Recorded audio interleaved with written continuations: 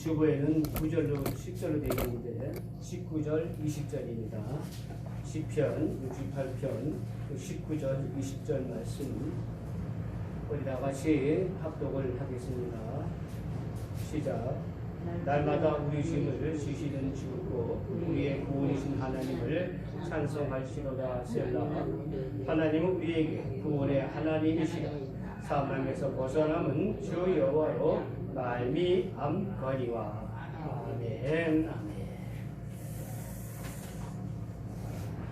복음성에 보게 되면은 예수께 감인이라는 그런 제목이 시편 68편 오늘 19절과 20절 말씀의 배경으로 복음성이 나와 있더라고요. 그래서 제가 이번에 인터넷을 찾아보니까 짐이 무거우냐 이때 이런 내용 가사로 나와 있습니다.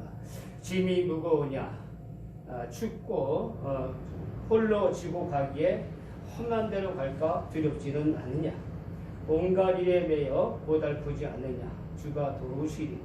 역천명하는 우리의 기도를 언제까지나 들으시며 큰 사랑으로 감싸주시고 동행하니, 네가 실망할 때 기억한 것은 예수께 가면 주 내게 오리라. 슬픔 절망으로 벅찬 삶을 사느냐, 장래 모든 걱정 너를 짓누르느냐, 싱글고 지쳐 길마저 이러느냐, 오늘 주께 오면 도와주시리. 우리 기도를 언제까지나 들으시며 큰 사랑으로 감싸주시고 동행하니, 네가 실망할 때 기억할 것은 예수께 가면 주 내게 오시리. 예. 우리가 주님께 가면은 주님이 우리에게 오신다. 슬픔, 절망, 무거운 삶의 짐이 우리를 짓누르고 있느냐. 하루하루가 마치 우리가 살얼음을 걷는 것 같은 그러한 참으로 조심성이 필요한 우리의 삶의 모습인 것을 우리가 보게 됩니다. 하루하루 살아가는 인생의 길이 결코 평탄하지 않습니다. 우리 앞에 어떤 어려움과 고난이 기다리고 있는지 아무도 모릅니다. 제가 영화를 좋아하는데 영화를 보면서 느끼는 것이 뭔가 하면은 1시간 반에서 2시간짜리의 영화가 있습니다. 근데 아무리 재미있는 영화도 빨리 필름을 돌리면은 어떻게 했습니까? 예, 결과가 빨리 알 수 있으니까 재밌을 것 같은데 재미가 하나도 없습니다. 예, 미리 아는 거, 빨리 필름을 감아서 미리 아는 거 재밌을 것 같은데 재밌을 수가 없어요. 영화의 그 한 장면 한 장면 1초에서부터 10초, 1분 그런 시간이 흐르는 그런 속에서 우리가 영화를 감성을 해야 거기에 감동이 있고 거기에 은혜가 있지, 한꺼번에 보는 것은 재미가 없더라. 하나님도 우리 인생을 이렇게 예비하고 준비하신 모습을 우리가 보게 됩니다. 더군다나 지금 우리는 수세기 만에 코로나라는 무서운 독감 속에 벌써 1년을 살아가고 있습니다. 이제 사람은 코로나가 걸리는 것을 운명으로 생각한다고 합니다. 이러한 생각은 아주 위험한 생각으로 경계할 것을 나라에서 권하고 있는 것을 우리가 보게 됩니다.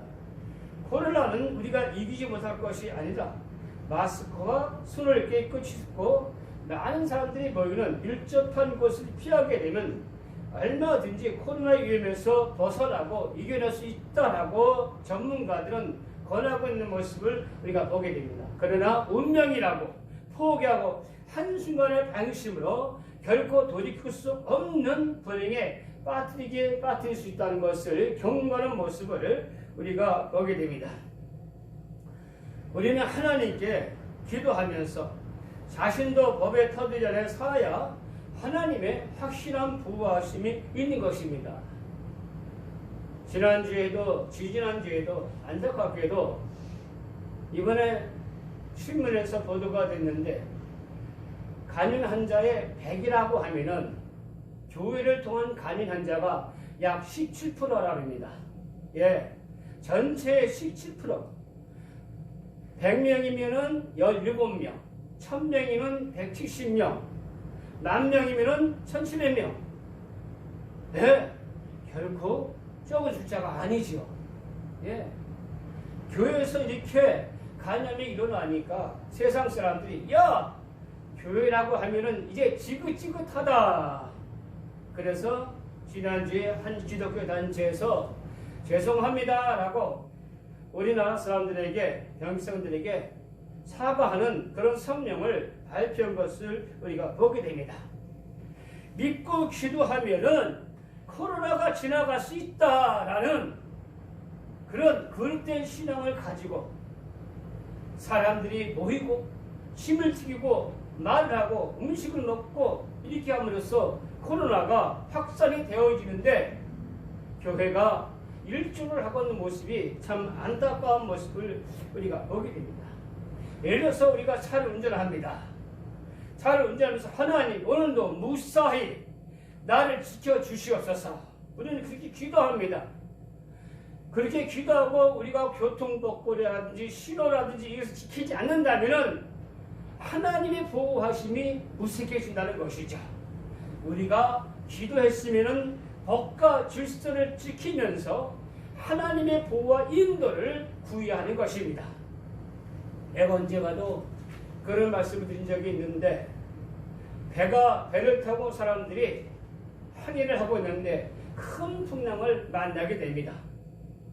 그래서 그들은 그 풍랑 속에서 노를 던져버리고 하나님께 기도합니다. 하나님, 우리에게 잔잔한 바다를, 풍랑이 멈추고 잔잔한 바다를 허락해 주세요.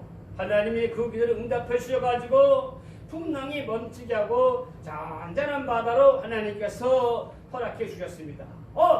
이제 풍랑이 잔잔해져가지고 잔잔한 바다에 자기들이 목적하는 그런 목적지로 가기 위해서 노를 찾으니까 노가 없는 거예요. 왜요? 노를 던져버렸어요. 풍랑이 잔잔하면 노를 져서 나가야 되는데 그들은 져야 할 노를 던져버리고 말았어요. 이것은 탈무드에서 소개된 것입니다. 우리가 믿음으로 기도하지만은 우리들 자신들이 해야 할 일을 해야 된다는 것입니다. 우리 믿는 사람들이 이 사회에서, 이 나라에서 요구하는 법과 질서를 행하지 않고 믿음으로만 요구한다면 그것은 올바른 신앙이 아니라는 것입니다. 기찻길에는 2개의 내리 있습니다. 우리 신앙에도 2개의 내리 필요합니다. 하나는 믿음이요, 하나는 지혜입니다. 예수께서 말씀하셨습니다. 내가 너희를 보냄이 양을 이리 가운데 보내가 같도다. 너희는 뱀같이 지혜로워라. 이렇게 말씀하신 것을 우리가 보게 됩니다. 세상 사람들은 얼마나 머리가 좋은지 모릅니다. 그럼 우리가 세상 사람들 마귀를 갖다 머리를 이길 수가 있습니까? 이길 수 없습니다. 그래서 우리는 하나님의 지혜를 구하는 것입니다. 오직 하나님의 지혜를 구할 때에 우리는 그 세상 마귀의 지혜를 이기고 승리할 수 있게 되는 것입니다. 우리 믿음의 열매가 가역적이고 사회적으로 인정이 돼야 됩니다. 언젠가 할렐루야 기도원에서 사람들이 그 기운의 물을 갖다가 받아 먹으면은 치유가 된다는 그런 소문이 퍼졌습니다. 그래서 그것이 알고 싶다 지체를 들면서 야, 그 물이 어떤 효력이 있는지 한번 과학적으로 입증을 해보자. 그래가지고 그 물을 가져다가 세상에 실험을 해봤더니 그 물이 얼마나 더러운지, 철분도 기준치 이상이고 미생물도 얼마나 더러운 미생물들이 발각을 한지, 이것을 먹으면 사람들이 더 건강을 해친다는 것입니다. 그런데 그릇된 믿음, 잘못된 믿음을 가져고 그 더러운 물을 먹으면서 사람들은 깨끗해진다고 믿다는 것입니다. 이것은 하나님의 방법이 아니죠.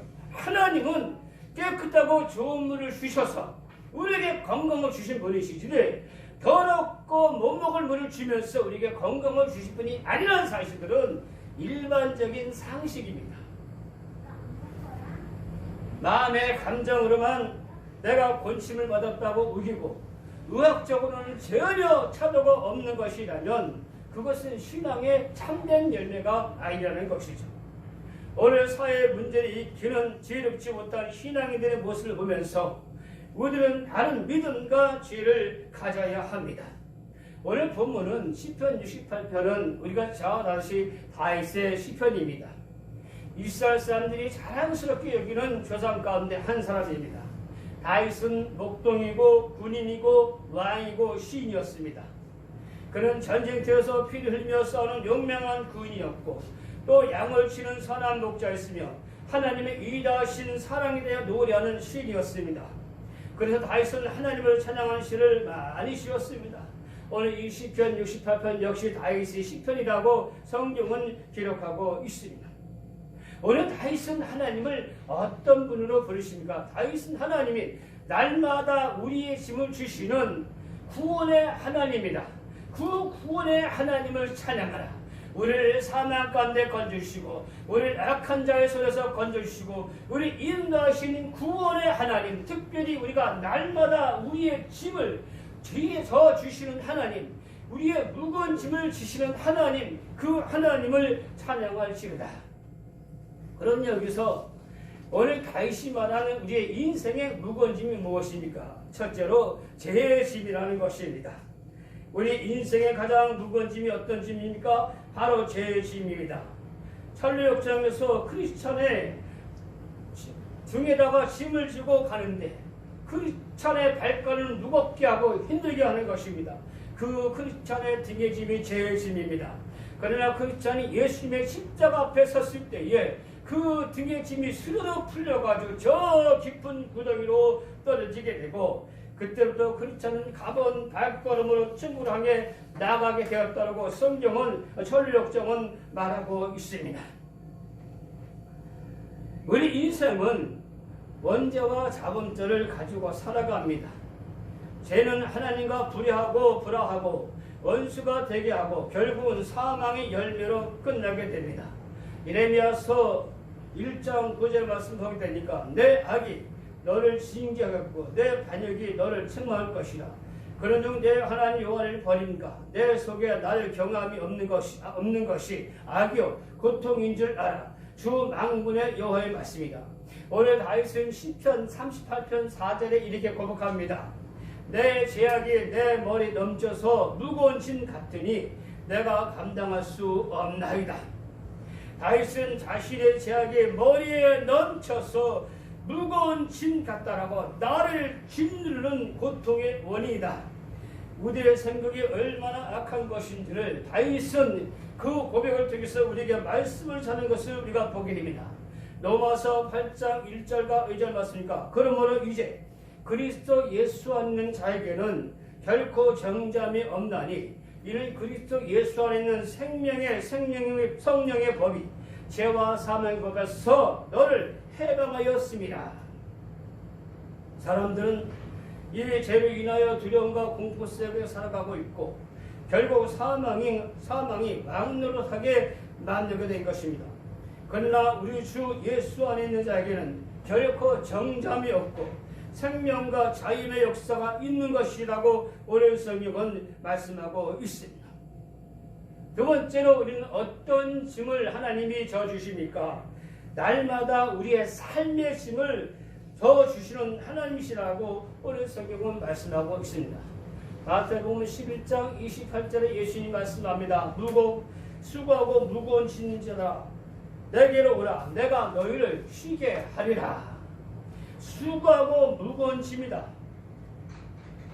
이 짐이란 말을 원어 성경을 번역한 영어의 번역에 보게 되면은 이렇게 번역을 하고 있습니다. 두 말의 합성인데 부담을 참고 견디다. 무언가 짓누른다. 우리를 그 짓누르게다. 날마다 우리를 짓누르게 하고 있는 것이 있다. 우리의 삶은 나를 부담스럽게 만들고 있다. 예.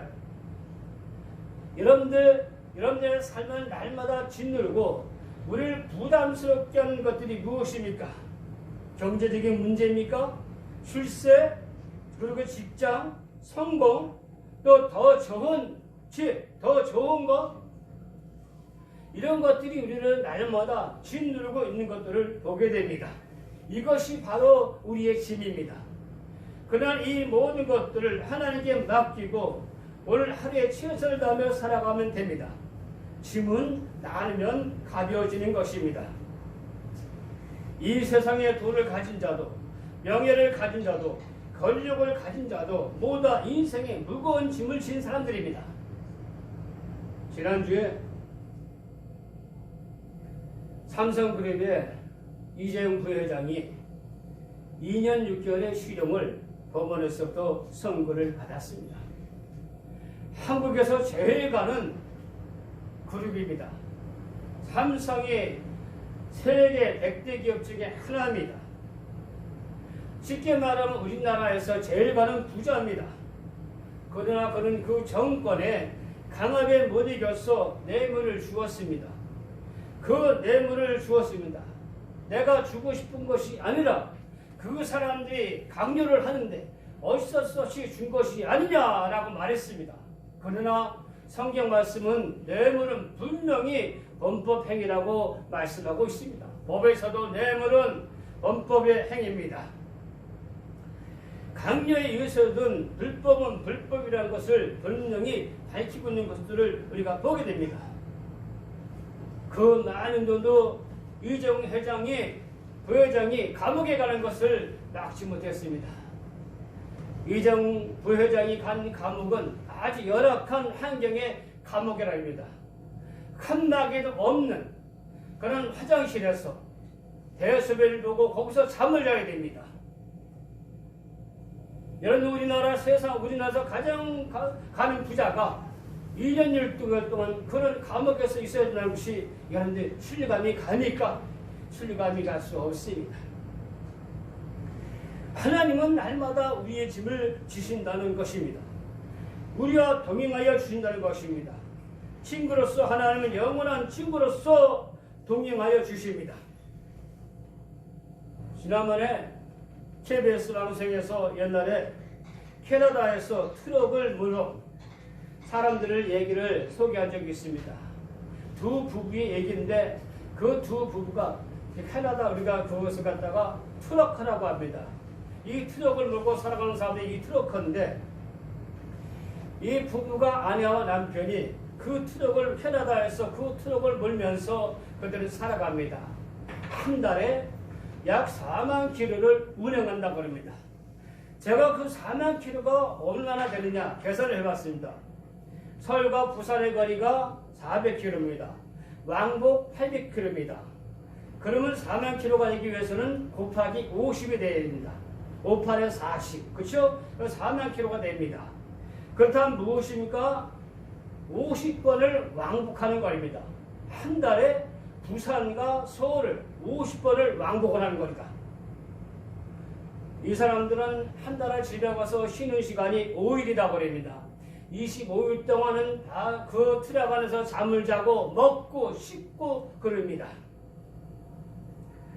그리고 놀라운 것은 그 캐나다는 10월부터 4월까지 6개월 동안 겨울이라고 합니다. 눈보라가 치고 앞이 보이지 않습니다. 자칫하면 수백 미터 남떨지로 차가 온도박수를 칩니다. 한시도 긴장을 늦출 수가 없습니다.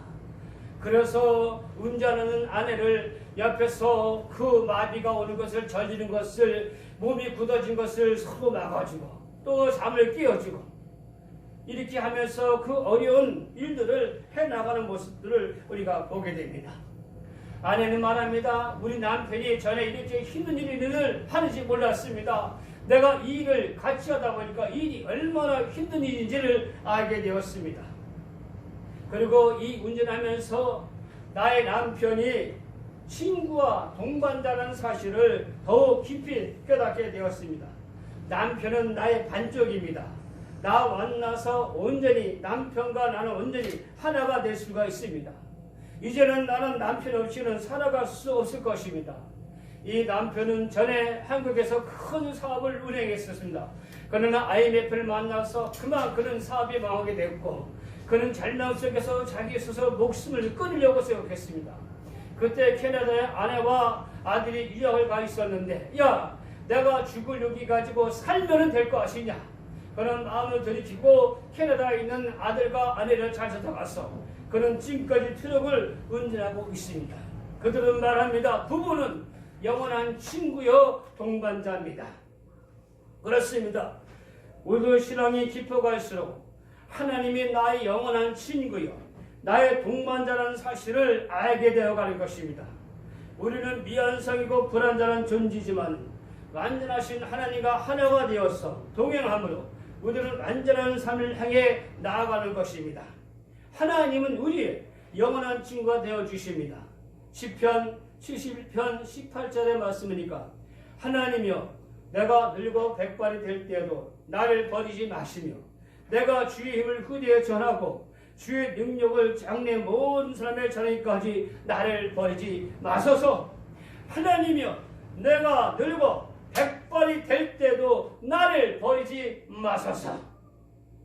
여러분들 올해부터 바뀐 법이 있죠. 그것이 무엇입니까? 부양 의무의 법이 폐지가 됐습니다. 쉽게 말하면 이런 얘기입니다. 자식들이 부모들을 더 이상 부양하지 않아도 된다는 겁니다. 의무제가 폐지가 됐습니다. 전에는 자식들이 부양을 하지 않으면 법에서 책임을 물었습니다. 야 너희들 낳아주고 길러주신 부모를 왜 부양하지 않느냐? 그래서 법으로 제재를 가했습니다. 근데 여러분들 올해부터 2021년 1월부터는 이 법이 폐지가 됐습니다. 자식들이 더 이상 부모를 책임지지 않아도 국가에서 책임을 묻지 않는 겁니다. 이제 양심의 문제입니다. 이제 신앙의 문제로 남겨졌습니다. 오늘 하나님 말씀합니다. 백발이 될 때에도 나를 버리지 마시고 시편 46편 3절 말씀이니까 야곱의 집이여 이스라엘 집에 남은 모든 자여 내게 들을지어다. 배에서 태어남으로부터 내게 안겼고 태에서 남으로부터 내게 업힌 너희여 너희가 노년에 이르기까지 내가 그리하겠고 백발이 되기까지 내가 너희를 품을 것이라. 내가 주었은즉 내가 업을 것이요 내가 품고 구해내리라. 할렐루야. 하나님이 우리를 이 세상에 보내셨어요. 하나님이 우리를 품어주시고 안아주신다. 영원토록 네가 백발이 되어 그 늙은 그 순간까지도 하나님이 나를 품어주실 것이다. 할렐루야. 여기서 품는 것은 병아리가 암탉을 품는 것을 말하고 있습니다. 하나님은 우리가 출생할 때부터 노년이기까지 우리를 안을 것이고 품을 것이라고 분명히 약속하셨습니다. 날마다 우리의 짐을 지시는 구원의 하나님을 찬양해야 됩니다. 우리를 책임주시고 인도하여 주시는 구원의 하나님, 나의 인생의 무거운 짐을 하나님이 대신 져주시는 하나님. 마태복음 28장 1절 20절의 말씀 보게 되면 보라 세상 끝날까지 내가 너희와 항상 함께 있으리라고 예수님은 우리에게 약속의 말씀을 주셨습니다. 사랑하는 복된교회 성도 여러분들이요, 하나님은 우리의 영원한 친구이시고 영원한 신랑이십니다. 주님이신 하나님은 우리의 죄짐을 십자가에서 대신 져주시고 지금도 항상 변함없이 날마다 우리의 짐을 져주시는 구원의 하나님이 되십니다.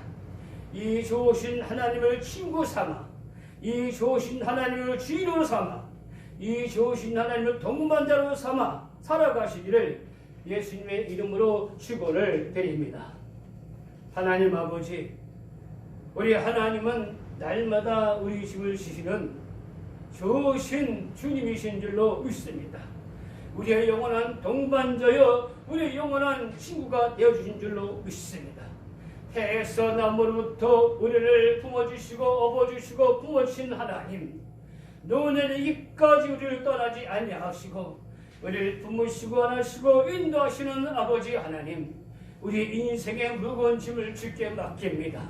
하나님이여 우리를 날마다 짓누르고 우리의 머리를 아프게 하고 우리의 삶을 고달프게 하는 우리의 인생의 무거운 짐을 우리 하나님께 맡깁니다. 하나님께서 우리 짐을 져주시는 줄로 믿습니다. 우리의 마음의 자유함과 우리의 마음에 하나님 기쁨을 얻으며 살아갈 수 있도록 주께서 저희들을 축복하여 주시옵소서. 예수님의 이름으로 감사하며 기도드리옵나이다.